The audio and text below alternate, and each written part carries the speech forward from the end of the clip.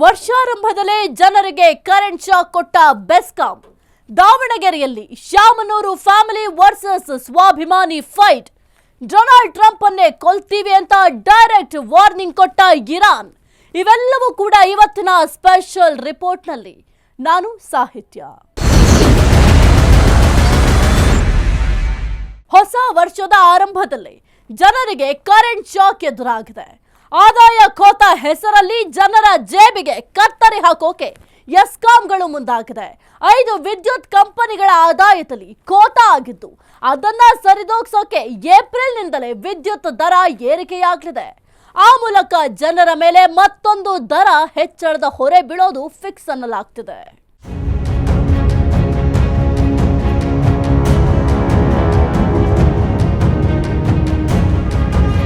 ಈಗಿನ ದುಬಾರಿ ದುನಿಯಾದಲ್ಲಿ ಬೆಲೆ ಏರಿಕೆ ಅನ್ನೋದು ಮಾಮೂಲು. ತರಕಾರಿ, ಹಾಲು, ಪೆಟ್ರೋಲ್, ಡೀಸೆಲ್ ಸೇರಿದಂತೆ ಅನೇಕ ವಸ್ತುಗಳ ಬೆಲೆ ಆಗಾಗ ಹೆಚ್ಚಾಗುತ್ತಲೇ ಇರುತ್ತವೆ. ಅತ್ತ ಗ್ಯಾರಂಟಿಗಳ ಮಹಿಮೆಯಿಂದ ಕರ್ನಾಟಕದಲ್ಲಿ ಅಗತ್ಯ ವಸ್ತುಗಳ ಬೆಲೆ ಶರವೇಗದಲ್ಲಿ ಹೆಚ್ಚಾಗ್ತಿದೆ. ಈ ಬೆಲೆ ಹೆಚ್ಚಳ ಈ ವರ್ಷವೂ ಮುಂದುವರಿಯೋದು ಫಿಕ್ಸ್. ಈ ವರ್ಷವಾದ್ರೂ ಬೆಲೆ ಹೆಚ್ಚಳದಲ್ಲಿ ಕಮ್ಮಿಯಾಗ್ಲಿ ದೇವ್ರೆ ಅಂತ ಜನ ಬೇಡ್ಕೊಂಡಿದ್ರು. ಆದ್ರೆ ಅದಕ್ಕೆ ವ್ಯತಿರಿಕ್ತವಾದ ಬೆಳವಣಿಗೆ ನಡೀತಿದೆ. ಹೊಸ ವರ್ಷದ ಆರಂಭದಲ್ಲೇ ಜನರಿಗೆ ಕರೆಂಟ್ ಶಾಕ್ ಸಿಗ್ತಿದೆ.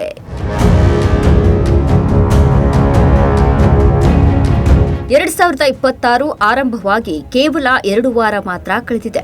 ಈಗಷ್ಟೇ ಮಕರ ಸಂಕ್ರಾಂತಿ ಕಳೆದು ಉತ್ತರಾಯಣ ಆರಂಭವಾಗಿದೆ. ಹಬ್ಬದ ಸಂಭ್ರಮದಲ್ಲಿರೋ ಜನ ದೇವಾಲಯಗಳಿಗೆ ಭೇಟಿ ಕೊಟ್ಟಿದ್ದಾರೆ. ಈ ವರ್ಷವಾದ್ರೂ ಸಾಂಗವಾಗಿ ಸಾಗಲಿ ಅಂತ ದೇವರಲ್ಲಿ ಬೇಡ್ಕೊಂಡಿದ್ದಾರೆ. ಆದರೆ ಇದೇ ಟೈಮಲ್ಲೇ ರಾಜ್ಯದ ವಿದ್ಯುತ್ ಸರಬರಾಜು ಕಂಪನಿಗಳು ಜನರಿಗೆ ಶಾಕ್ ನೀಡುವುದಕ್ಕೆ ಮುಂದಾಗಿವೆ. ಸದ್ದಿಲ್ಲದೆ ಜನರ ಜೇಬಿಗೆ ಕತ್ತರಿ ಹಾಕೋಕೆ ಈ ಕಂಪನಿಗಳು ಮುಂದಾಗಿವೆ. ಆ ಮೂಲಕ ಇನ್ನು ಕೆಲವೇ ತಿಂಗಳಲ್ಲಿ ಜನರಿಗೆ ಕರೆಂಟ್ ಶಾಕ್ ಎದುರಾಗೋದು ಖಚಿತ ಎನ್ನಲಾಗ್ತಿದೆ.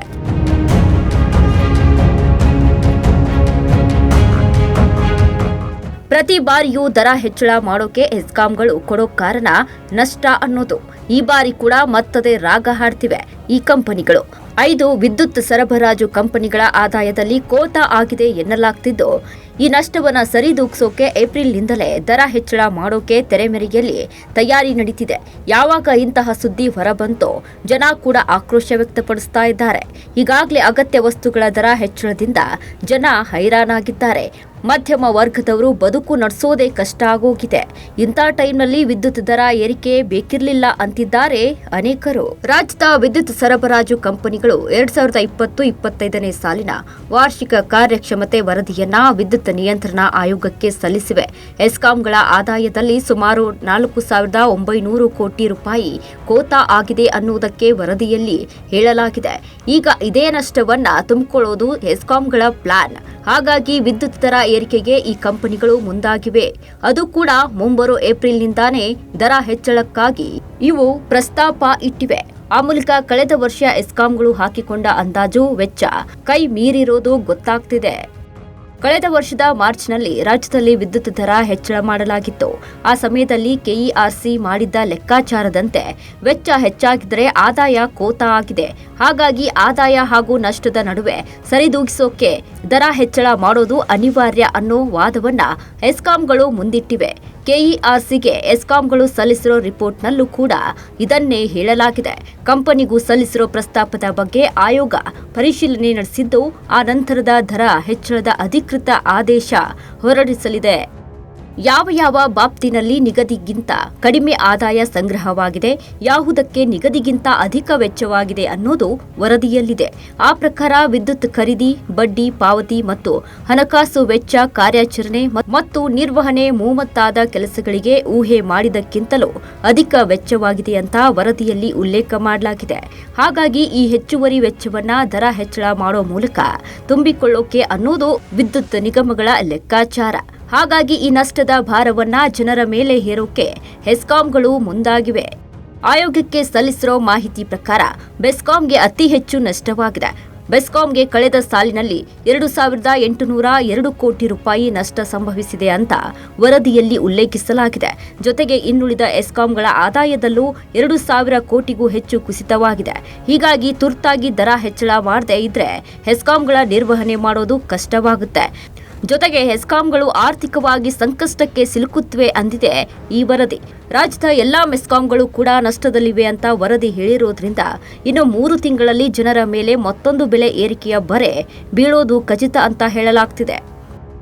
2005ರ ಮಾರ್ಚ್ನಲ್ಲಿ ವಿದ್ಯುತ್ ದರ ಪರಿಷ್ಕರಣೆ ಮಾಡಿ ಕೆಇಆರ್ಸಿ ಆದೇಶ ಹೊರಡಿಸಿತ್ತು.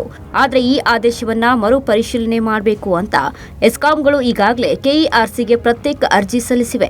ಕೆಇಆರ್ಸಿ ಈ ಅರ್ಜಿಯ ವಿಚಾರಣೆಗೆ ಅಂಗೀಕರಿಸಿದ್ದು ಸದ್ಯದಲ್ಲೇ ಸಾರ್ವಜನಿಕರ ಅಹವಾಲನ್ನ ಆಲಿಸಿ ಕೆಇಆರ್ಸಿ ನಿರ್ಧಾರ ಪ್ರಕಟಿಸಲಿದೆ ಎನ್ನಲಾಗ್ತಿದೆ. ಕೈಗಾರಿಕಾ ಮತ್ತು ವಾಣಿಜ್ಯ ಸಂಸ್ಥೆಗಳಿಗೆ ನಿಗದಿಪಡಿಸಿರೋ ವಿದ್ಯುತ್ ದರವನ್ನ ಜಾಸ್ತಿ ಮಾಡಬೇಕು, ರೈತ ಕೃಷಿ ಪಂಪ್ಸೆಟ್ಗಳಿಗೆ ನಿಗದಿಪಡಿಸಿರೋ ದರವನ್ನ ಕಮ್ಮಿ ಮಾಡಬೇಕು ಅನ್ನೋದು ಎಸ್ಕಾಂಗಳ ಬೇಡಿಕೆಯಾಗಿದೆ. ಕೃಷಿ ಪಂಪ್ಸೆಟ್ಗಳಿಗೆ ಪೂರೈಸೋ ಪ್ರತಿ ಯೂನಿಟ್ ವಿದ್ಯುತ್ಗೆ 6.80 ರೂಪಾಯಿ ಇದ್ದ ದರವನ್ನ ಆಯೋಗ 8.25 ರೂಪಾಯಿಗೆ ಹೆಚ್ಚಿಸಿದೆ. ಪಂಪ್ಸೆಟ್ಗಳಿಗೆ ಉಚಿತವಾಗಿ ವಿದ್ಯುತ್ ಹಣ ನೀಡೋ ಕಾರಣ ಇದರ ವೆಚ್ಚವನ್ನ ಸಹಾಯಧನದ ರೂಪದಲ್ಲಿ ಸರ್ಕಾರ ಹೆಸ್ಕಾಂಗಳಿಗೆ ತುಂಬಿಕೊಡಬೇಕು. ಕಳೆದ ವರ್ಷ ದರ ಪರಿಷ್ಕರಣೆ ಆಗೋ ಮುನ್ನ ಸರ್ಕಾರ ಸುಮಾರು 18,000 ಕೋಟಿ ಸಹಾಯಧನವನ್ನ ನೀಡ್ತಾ ಇತ್ತು. ದರ ಪರಿಷ್ಕರಣೆ ನಂತರ ಈ ವೆಚ್ಚ 21,000 ಕೋಟಿಗೆ ಹೆಚ್ಚಾಗಿದೆ. ಇಷ್ಟೊಂದು ಹಣವನ್ನ ಸಹಾಯಧನ ರೂಪದಲ್ಲಿ ನೀಡೋದು ಕಷ್ಟ ಅನ್ನೋದು ಸರ್ಕಾರದ ಅಂಬೋನ. ಹಾಗಾಗಿ ಸರ್ಕಾರದ ಸೂಚನೆಯಂತೆ ಎಸ್ಕಾಂಗಳು ಪುನರ್ ಪರಿಶೀಲನಾ ಅರ್ಜಿ ಸಲ್ಲಿಸಿವೆ ಅಂತ ಮೂಲಗಳು ತಿಳಿಸಿವೆ ಅನ್ನೋ ಮಾಹಿತಿ ಇದೆ.